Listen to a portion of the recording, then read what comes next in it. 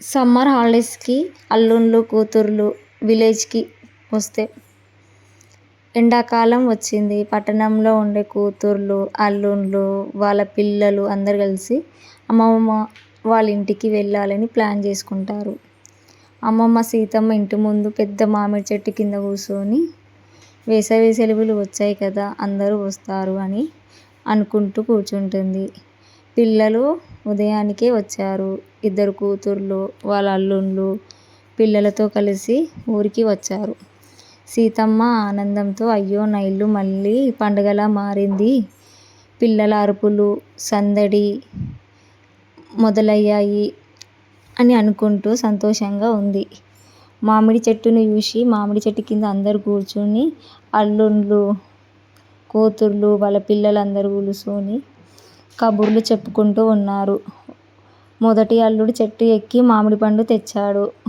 ఒక అల్లుడు జారి చెట్టు మీదకి వెళ్ళి కింద పడిపోతుంటే కూతురు అరిచింది, అయ్యో జాగ్రత్త, మామిడి చెట్టు మీదున్న మామిడి పండు కంటే నువ్వే ముఖ్యమయ్యా అనగానే అందరూ నవ్వులతో మునిగిపోయారు.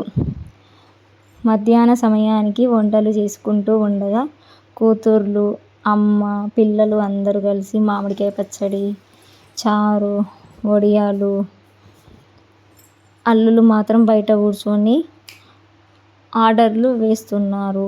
మాకు స్పెషల్ ట్రీట్ కావాలని ఫన్నీగా అడిగారు. తిన్న తర్వాత టైంపాస్ కోసం అని పిల్లలు అల్లుళ్ళు అందరు కలిసి బావి దగ్గరికి వెళ్ళి నీళ్ళు తీసుకుంటున్నారు.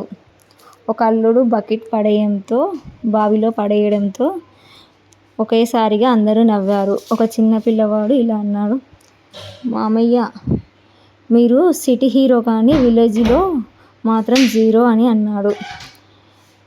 అక్కడ టైంపాస్ చేశాక ఇంటికి వచ్చాక రాత్రిపూట అందరూ ఇంటి ముందు కూర్చొని పాత కథలు ఆటలు పాటలు అంతాక్షరి వంటి ఆడుకుంటుంటే తాతయ్య చెప్పే కథలు వింటూ పిల్లలు అందరూ మైమరిచిపోయారు. సమ్మర్ హాలిడేస్ ముగిసే టైం వచ్చింది. సెలవులు ముగిసే రోజు వచ్చింది. కూతుర్లు వెళ్ళే టైం దగ్గర పడింది. సీతమ్మ కళ్ళల్లో నీళ్లు తిరిగాయి. కానీ మళ్ళీ ఇల్లు ఖాళీ అవుతుంది. కూతుర్లు అమ్మ మళ్ళీ వస్తాం, నువ్వేం బాధపడకు అంటూ వెళ్ళిపోయారు అందరూ. ఆ ఇంట్లో నవ్వులు జ్ఞాపకాలు మాత్రం మిగిలిపోయాయి. మామిడి చెట్టు కింద గాలి పీల్చుకొని వీచినప్పుడల్లా ఆ సెలవుల ఆనందం గుర్తుకొస్తూనే ఉంటుంది కూతుర్లకి. అలాగే సీతమ్మకు కూడా గుర్తుకొస్తాయి మనమరాళ్ళు మనమళ్ళు అందరూ. కుటుంబంతో గడిపే సమయం జీవితంలోనే అందమైన గొప్ప సంపద.